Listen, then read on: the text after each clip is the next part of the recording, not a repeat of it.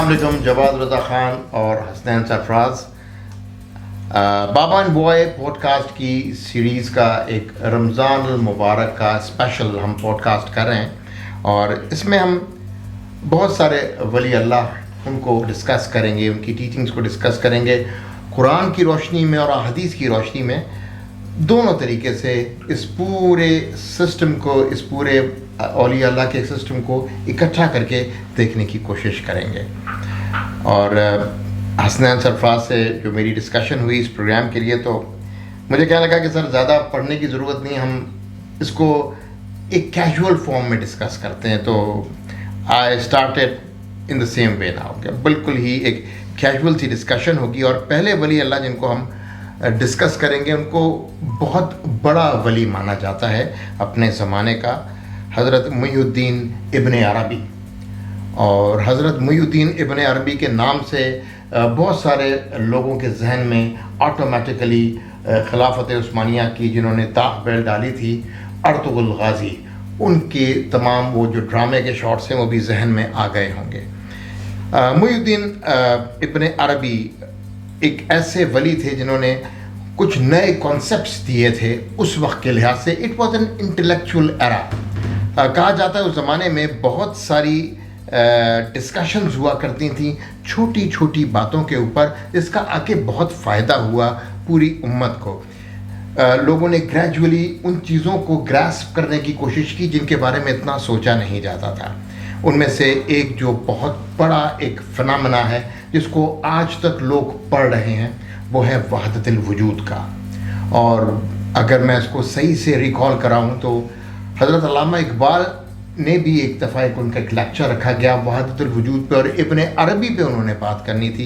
And he referred himself to Pir of Golra शरीफ के जो पीर थे, पीर मेहर अली शाह, उनसे कंसल्ट किया उन्होंने और उनसे बातचीत करने की कोशिश की। इब्ने अरबी इटसेल्फ इज़ अ सब्जेक्ट।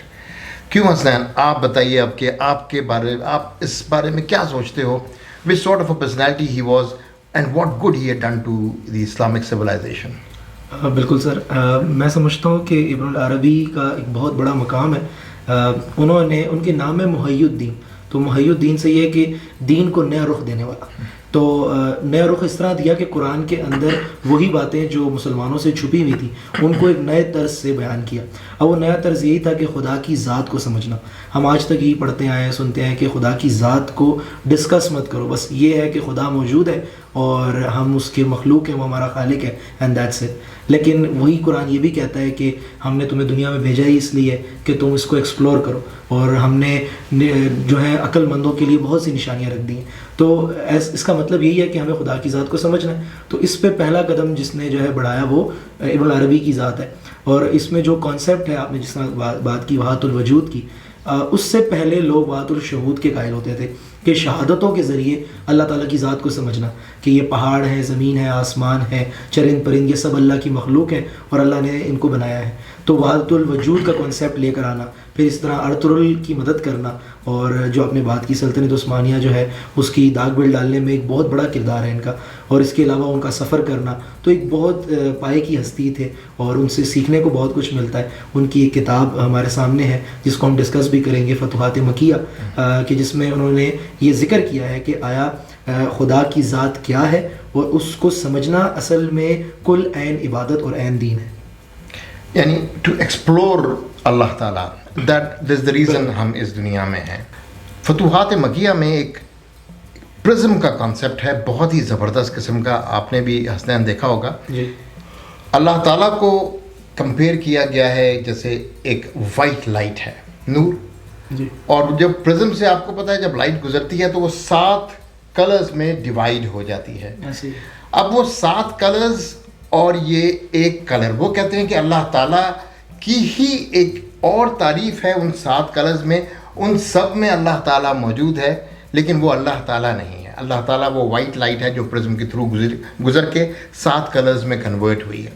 ये वो कॉन्सेप्ट थे जो कि उस किताब में दिए गए, और उसको कई जगह प्रूव किया हज़रत इब्ने अरबी ने में कि हर ہر شے کے اندر اللہ موجود ہے. اور یہی چیز پھر حضرت منصور بن حلاج کے اندر جب اس لیول تک گئی تھی کہ جہاں پہ پھر لوگوں نے ان کا قتل کر دیا تھا، کیونکہ وہ سمجھ نہیں سکے کہ حضرت منصور بن حلاج اپنی اس تصوف کے دور میں، اپنے اس تصوف کے اوپر کام کرتے ہوئے کس جگہ پہنچ گئے تھے. اس چیز کو بھی ابن عربی نے اپنے زمانے میں جس طرح ساتھ دیا، جس طرح اس کو پریچ کیا، بہت سارے لوگوں نے ان کے خلاف فتوے دیے. جس طرح کہ آج کل کے زمانے میں بھی آپ دیکھیں، جب لوگ انڈرسٹینڈ نہیں کرتے بات کی، اتنی صلاحیت نہیں ہوتی، اتنی کیپیسٹی نہیں ہوتی انڈرسٹینڈ کرنے کی، تو پھر اس پہ فتوے آ جاتے ہیں. ابن عربی کا ایک بڑا ایک موٹیویشنل کانسیپٹ اور بھی ہے جو کہ ترکوں کے ساتھ بڑا کنیکٹڈ ہے. وہ پیدا ہوئے تھے اندلس میں، اور تقریباً یہ 1165 کی بات ہے جب یہ پیدا ہوئے، اور اندلس سے انہوں نے ٹریول کیا تھا فرام پیلسٹائن، پھر Mecca, Medina, and then he went to east as well. مطلب he travelled in a very short span of time too much. اور وہی ٹریولنگ جو درویش سیکھتا ہے وہ ٹریولنگ سے سیکھتا ہے. اینڈ دیٹس واٹ ابن عربی آلسو ڈیڈ. جو کانسیپٹ مجھے بہت اچھا لگا تھا وہ ایک فوجی کانسیپٹ ہے ان کا، انٹیلیجنس گیدرنگ کا. اور وہ انٹیلیجنس گیدرنگ کے اندر وہ سرخ سیب کا ایک کانسیپٹ ہے جس کے تھرو انہوں نے ارطغرل غازی کی مدد کی تھی. اور جو ہمارے جو ڈرامہ بنا ہے ارطغرل غازی کا، جو ٹرکش کمپنی نے بنایا اور جو یہاں پہ چلا بھی بہت زیادہ ہٹ گیا ہے، اس میں اس کانسیپٹ پہ بہت بات کی گئی ہے. آپ کیا کہیں گے کیسے ابن عربی نے ایک صوفیزم کے تھرو ایک انٹیلیجنس گیدرنگ کا پورا انفراسٹرکچر ڈیولپ کیا اور اس کی وجہ سے مدد کی پھر ارطغرل غازی کو؟ بالکل سر، اس میں تو جو کانسیپٹ ہم ڈسکس کرتے ہیں وننگ ہارٹس اینڈ مائنڈس کا، تو وہی ہوتا ہے کہ جب آپ نے کسی کا دل جیتنا ہے تو دل اور دماغ کو جیتنا ہے. جو سائیکالوجی کہتی ہے کہ اگر صحیح معنوں میں کسی کو جو ہے اپنی بات جو ہے اس کے دل پہ صادر کرنی ہے تو دماغ، دل اور جسم تینوں کو قائل کرنا ہوتا ہے. جسم اس لیے کہ جیسے عبادت ہے، انسان ہے، رسول اللہ جب آئے تو آپ نے انسان کے دماغ کو قائل کیا، لاجک کو قائل کیا، یعنی کہ پھر آپ کے دل کو قائل کیا. دل کو قائل کرنے کا مطلب یہ ہے کہ وہ روح سے آپ کو چاہنے لگے اور پھر عمل بھی آپ کے لیے کرے. تو یہ تین چیزیں جو ہے سوشل انٹریکشن سائیکالوجی میں آتی ہیں، اور یہی چیزیں پھر اولیاء کرام نے جو ہے اس کو فالو کرنا شروع کیا ہے. تو بات وہی ہے کہ جو مطلب وہ ہم نے جب ڈسکس بھی کیا تھا کہ پہلے جو ہے اولیاء کرام جاتے تھے، لوگوں کے دل کو اسیر کر لیتے تھے. اس کے بعد جو ہے پھر ارطغرل ہو، عثمان ہو، غوری ہو، غزنوی ہو، جب وہ پہنچتے تھے تو لوگوں کو پتہ لگتا تھا کہ جن لوگوں کے بارے میں بات چیت ہو رہی تھی یہ وہ غازی آ گئے.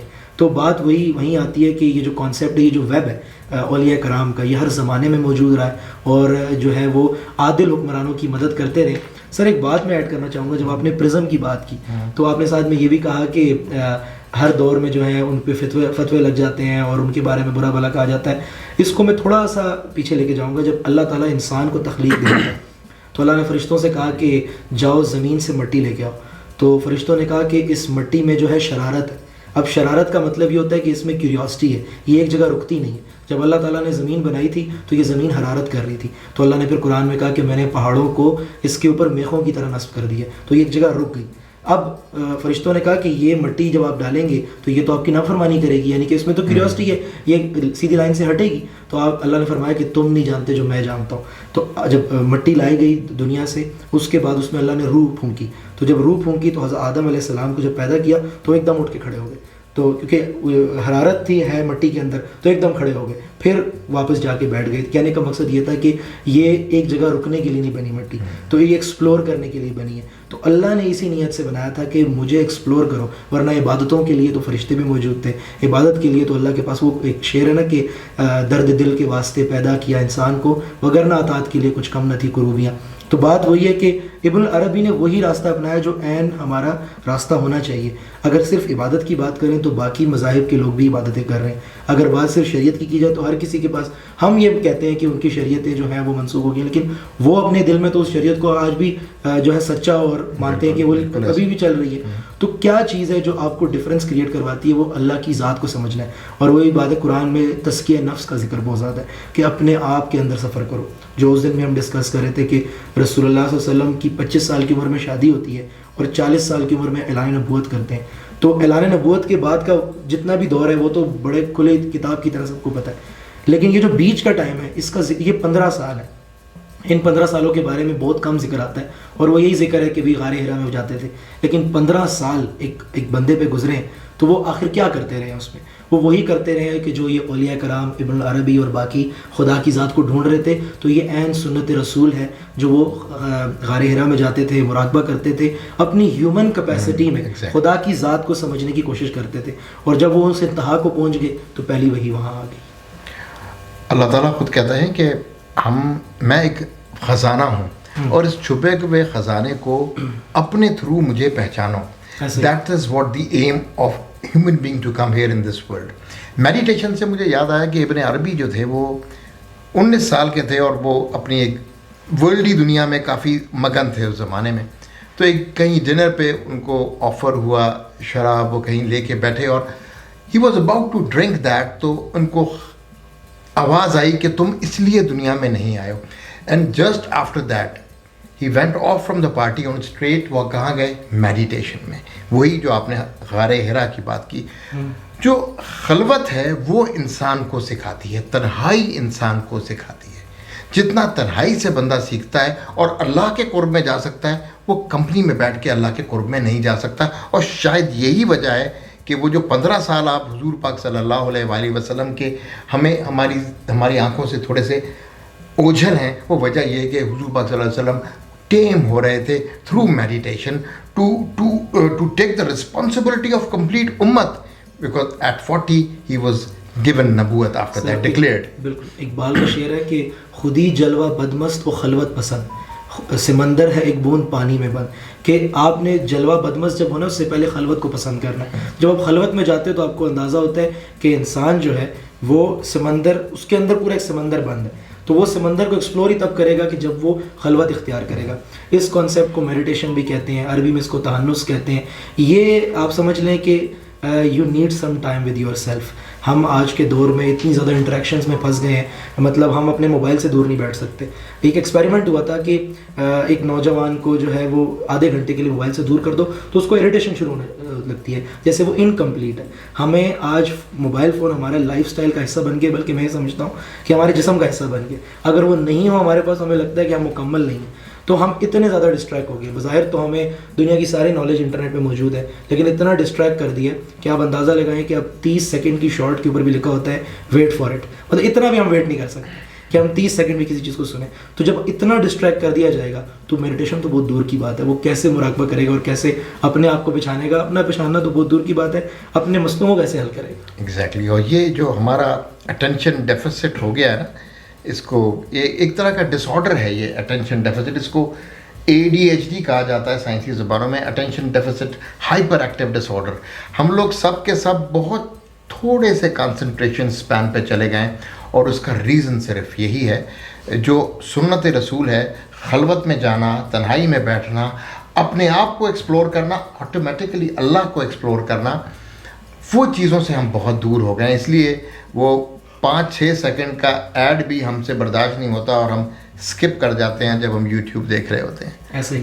تو اس کو اگر اس خلوت کی بات کو اگر ابن عربی سے مزید کنیکٹ کریں, اور پھر ہم یہ بھی دیکھیں کہ کیسے اس کانسیپٹ کو, جو کہ سرخ سیب کا انٹیلیجنس کا کانسیپٹ تھا, اس کو انگریزوں نے کیسے یوز کیا اس زمانے میں جب کروسیڈز ہوئے, اور کروسیڈ سے پہلے اور کروسیڈز کے بعد ایک پراپر انٹیلیجنس کا انہوں نے بھی ٹیمپلرز کے نام سے ایک کانسیپٹ سٹارٹ کیا, جو کہ ابن عربی نے لیڈ کیا تھا. اور ایک اگر مجھے صحیح سے یاد ہو تو یہ تقریباً کوئی 1100 کے لگ بھگ کہیں after the half of the century مولانا روم سے بھی ان کی ملاقات ہوئی ہے کنیا کے اندر. اب وہاں پر ملاقات ہونا, اس کا مطلب یہ ہے کہ اس پورے کانسیپٹ کے اندر بہت سارے وہی ویب موجود تھی جس میں مختلف اوقات پر مختلف اولیاء کرام اچھے عادل حکمرانوں کو پوزیشن میں لے کے آتے تھے ہر جگہ. میں اس چیز کو اگر پریزنٹ ایرا سے بھی دیکھوں تو آپ کو نظر آئیں گے کچھ ایسے لوگ جن کو اللہ نے یا تو اسپریچول پاور دی ہوتی ہے, یا اللہ ان کو اسپریچولی کریکٹ کر کے مدد کر رہا ہوتا ہے. اور ہم اگر اپنے ملک کے حالات بھی دیکھیں تو آپ کو سب کچھ نظر آ رہا ہے کہ somebody is against one body but things are not moving the way that can move. تو وہ اس کی وجوہات یہی ہوتی ہیں کہ لوگ اسپریچولی کنیکٹ ہو جاتے ہیں. اور ان صوفیہ کرام کا یہ ویب آج بھی دنیا میں اسی طرح موجود ہے جیسا کہ ہم پہلے ڈسکس کرتے رہے. دے آر آلویز سم ولی اللہ ان دس ورلڈ جو کہ اس دنیا کو چلا رہے ہیں. تو ٹیمپلرز کے بارے میں اگر آپ بھی تھوڑا سا ہمیں بتائیں کہ واٹ ڈو یو تھنک یہ کانسیپٹ کیا تھا جو کہ کاپی کیا تھا انگریزوں نے, اور سرخ سیب کا جو کانسیپٹ تھا انٹیلیجنس گیدرنگ کا اس کے بارے میں کچھ بتائیں تو. سر کفار نے تو جو ہے اور جو بھی غیر مذہب تھے جب اسلام پھیل رہا تھا تو انہوں نے اس کی کامیابی کو جب دیکھا, اگر ہم تھوڑا سا بات کو پیچھے لے کے جائیں کہ خالد بن ولید نے پرشین امپائر, رومن امپائر, یہ امپائرز سالہ سال لڑتے رہے, صدیوں لڑتے رہے, ان کی آپس میں تقریباً کوئی 500 سے 600 جو ہیں وہ جنگیں ہیں, لیکن یہ امپائرز کبھی ختم نہیں ہوئے.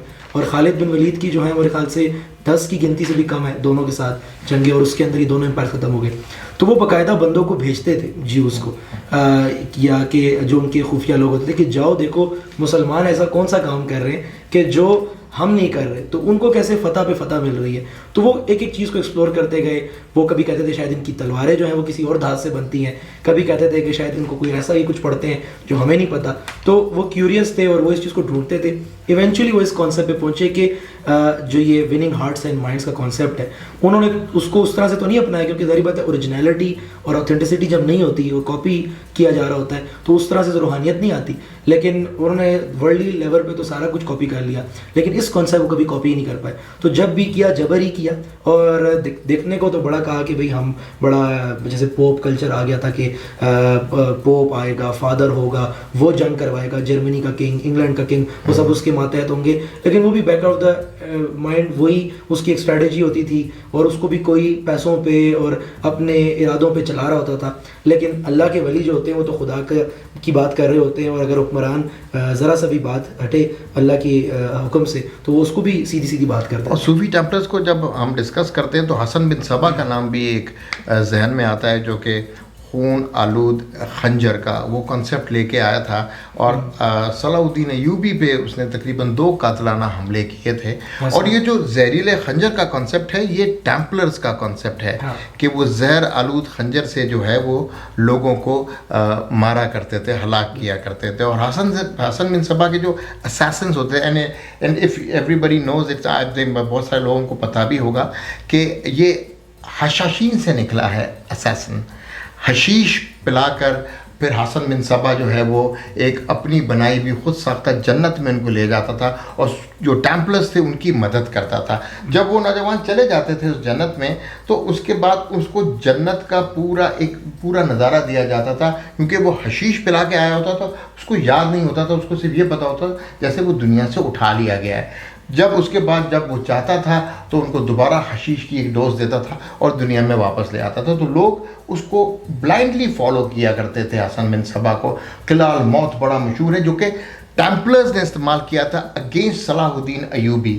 یہ وہ ساری چیزیں ہیں جن کو جب ہم کنیکٹ کرتے ہیں تو اسلام کا کانسیپٹ آف انٹیلیجنس گیدرنگ اور فتوحات کو لینے کا اس کے بالکل برعکس بہت ہی جسے کہنا چاہیے انسان سوز ایک طریقے سے بہت سارے فرقے بنا کر حسن بن صبا کو اور بہت سارے لوگوں کو استعمال کیا گیا ٹیمپلرز نے. تو یہ سارے وہ کنسیپٹس ہیں جو کہ ابن عربی, مولانا روم, ان سب کے زمانے میں پریکٹس ہوئے, اور ان کے اوپر خلافت عثمانیہ بہت اچھے سے ڈیولپ ہوئی, جس نے پھر 600-700 سال بلکہ قسطنطنیہ میں ان کا جو محمد تھا, جو کہ محمد دی کانکرر جس کو کہتے ہیں, جس نے قسطنطنیہ فتح کیا تھا, اس کے پیچھے بھی جو اسپریچول پاس تھیں ان کا بھی کنیکشن ابن عربی سے ہی جا کے ملتا ہے. ان کے ہی جو پریچنگس تھیں ان کو فالو کرتے ہوئے بہت سارے صوفیہ کرام نے محمد دی کانکرر کو بھی ساتھ دیا تھا. پھر انہوں نے حضور پاک صلی اللہ علیہ وآلہ وسلم کی حدیث کو سچ کر کے دکھایا تھا اور قسطنطنیہ فتح کیا تھا. بالکل سر, ابن عربی کا اگر ہم ٹائم لائن دیکھیں نا, جس زمانے میں وہ پیدا ہو رہے ہیں تو بڑا ہی ایک زبردست ہسٹری کے اس ٹائم میں پیدا ہو رہے ہیں کہ جب اندلس میں ان کی پیدائش ہے, پھر وہاں سے ان کا سفر ہے, ایک طرف سے منگول جو ہیں وہ حملہ کے لیے آ رہے ہیں, ایک طرف ترک پروان چڑھ رہے ہیں, اور مختلف قومیں جو ہیں وہ اس پوزیشن میں ہے کہ جس پوزیشن میں ان کی مدد جو ہے وہ بڑی کرامت ثابت ہوئی. یہی بات جو آپ نے ٹیمپلرز کی بات کی نا کہ ولی تو جو ہوتا ہے وہ اللہ کی نظر سے دیکھ رہا ہوتا ہے, وہ کہ اللہ اس کی مدد کر رہے ہوتے ہیں اور وہ وسیلہ بن رہا ہوتا ہے دنیا میں لوگوں کا. تو ابن العربی جو ہیں وہ ارطغرل کے زمانے میں ہے, ارطغرل نے داغ بیل ڈالی ہے, پھر وہ یاری بات ہے کہ شریعت کے اوپر چلنا سکھانا, پھر طریقت کے کانسیپٹس پہ لے کر آنا، پھر اس کے بعد معرفت تک لے کے جانا، تو ان کانسیپٹ سے عادل حکمرانوں کو روشناس کروانا. ایسے نہیں کہ رینڈملی وہ کسی قبیلے میں چلے گئے اور کسی کو مل لیا، وہ پراپر ایک چینل کے تھرو جانا اور وہ خدا کی مدد ہونا.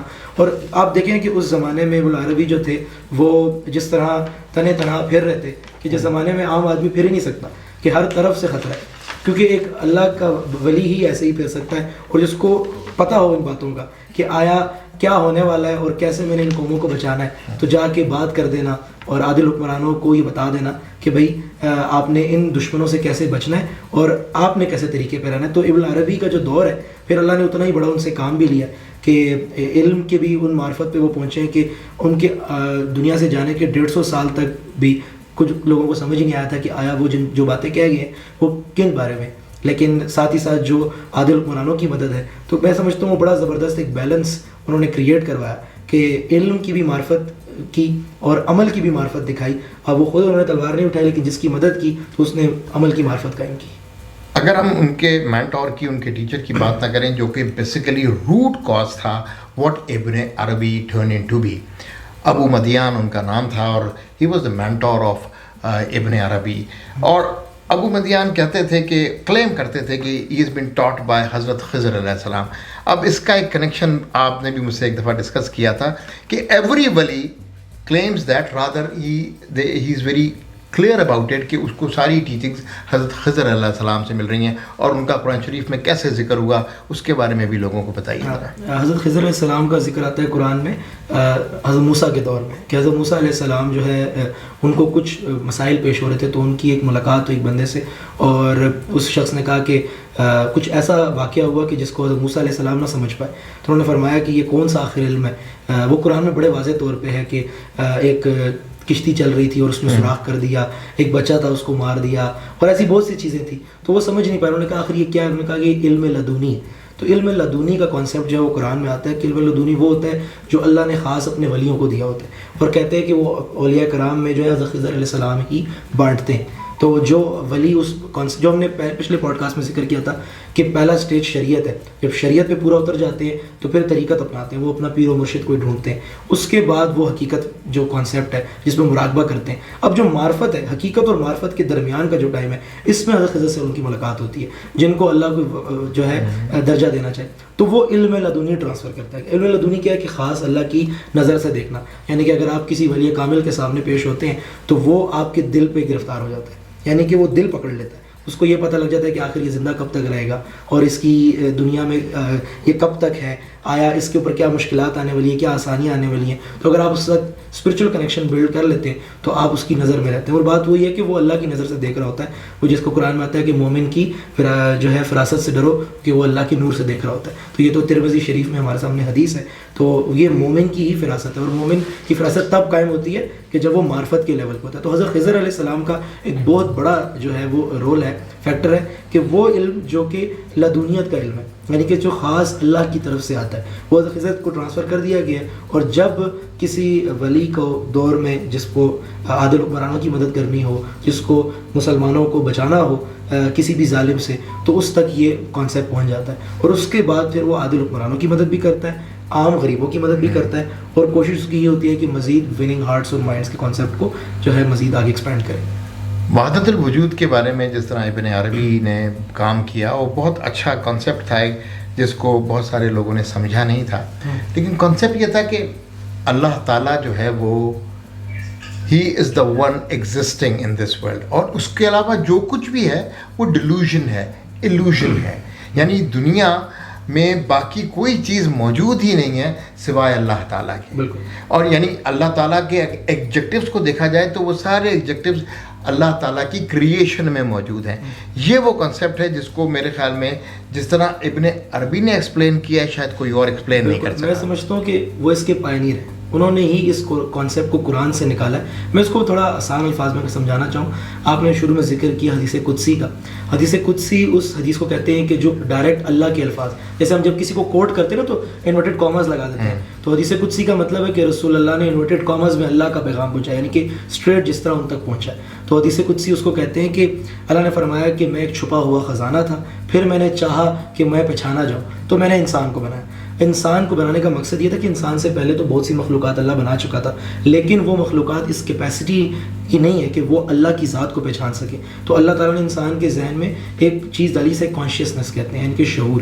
وہ شعور ایسا ہے کہ میں ساری زندگی ایک علم حاصل کرتا رہوں، وہ شعور مجھے آئے ہی نہ، اور ایک 10 سال کے بچے کے ذہن میں آ جائے. تو وہ شعور ایسی چیز ہے جو کوئی مشین کاپی نہیں کر سکتی، کوئی بندہ کسی سے سیکھ کے کاپی نہیں کر سکتا، یہ اللہ کی طرف سے ہی آتا ہے. جیسے آپ بیٹھے بیٹھے کبھی کبھار ایسے کنیکشن بلڈ کر لیتے ہیں جو آپ سے پہلے لوگوں نے 10,000 سال گزارے ہوں اس چیز پہ، لیکن وہ نہیں کر پاتے. دا تھنگ از کہ کانشیسنس سیدھا اللہ سے آتی ہے، تو یہ سپر کانشیسنس سے کنیکٹ ہو جاتی ہے. تو اللہ نے یہ بنائی ہی انسان کے اندر اس لیے کہ انسان وہ واحد اللہ کی مخلوق ہے جس میں یہ کیپیسٹی ہے کہ وہ جو ہے اللہ کی ذات کو پہچان سکتے ہیں. ورنہ اگر آپ دیکھیں تو ہمیں کہا جاتا ہے کہ اشرف المخلوقات ہیں. ہم کس بیسس پہ اشرف المخلوقات ہیں؟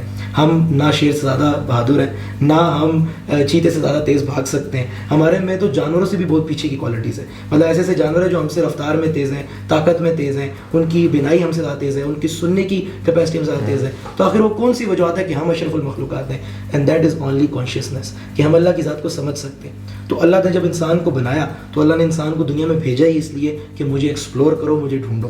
اور وہ اللہ کو ڈھونڈنا جو ہے وہ کوئی بات ہے نا، کہتے ہیں کہ میں نے مسجد میں ڈھونڈا، مندر میں ڈھونڈا، ہر جگہ تجھے ڈھونڈا، لیکن تو کہیں نہیں ملا. تو ملا تو مجھے ٹوٹے ہوئے دل میں ملا.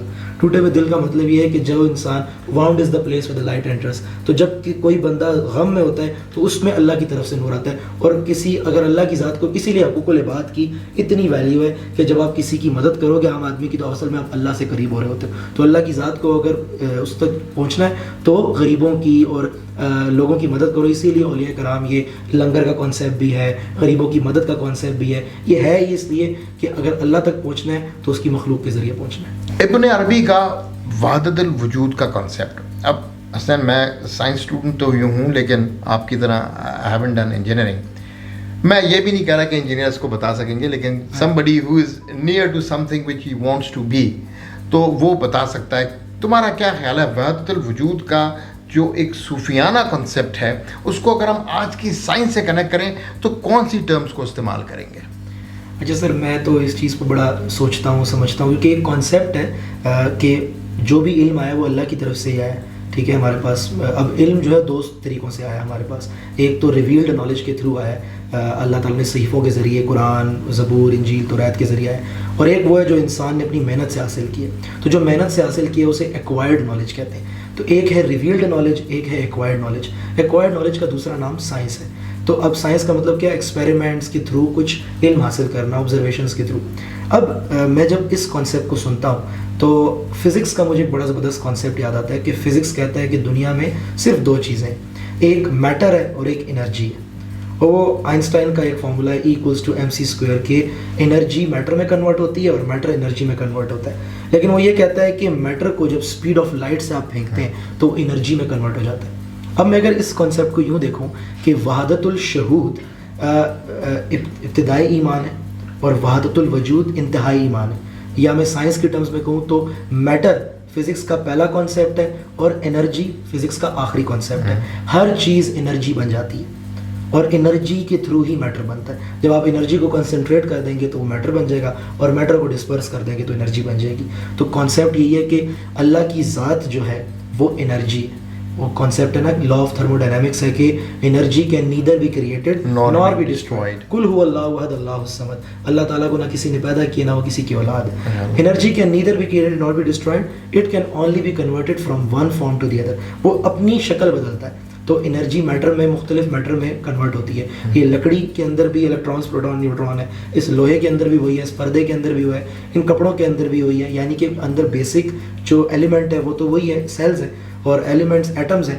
تو وہ ان کی پراپرٹیز بدل گئی ہیں، وہ اپنے بیلنس چیل میں الگ آگے پیچھے ہو گئے ہیں. ادر دین دیٹ تو بات تو وہی ہے. تو کہنے کا مقصد یہ ہے کہ انرجی کی ہی مختلف فارمز ہیں. اللہ کہتا ہے کہ میں نے اپنے نور سے سب کچھ پیدا کیا. اللہ نے اپنے نور سے ہی کائنات بنائی، اپنے نور سے. تو ابن عربی جو بات کرنا چاہ رہے تھے اس کو سائنس نے تھوڑا اچھے طریقے سے ایکسپلین کیا. میں سمجھتا ہوں کہ ابن عربی یہ نہیں کہا کہ سب کچھ اللہ ہے، انہوں نے کہا کہ اللہ سے ہی سب کچھ نکلا ہے. بات وہی کر رہے ہیں جو سائنس کہہ رہی ہے کہ بھئی انرجی سے ہی سب کچھ نکلا ہے. جب یہ دنیا تباہ ہوگی، جب کائنات آخرت آئے گی تو یہ سب کچھ انرجی بن جائے گی، اور اس انرجی نے واپس گھوم پھر کے خدا کی ذات میں ہی چلا جانا ہے. تو میٹر جو بھی ہے وہ اصل میں کل اللہ کی ہی ذات ہے.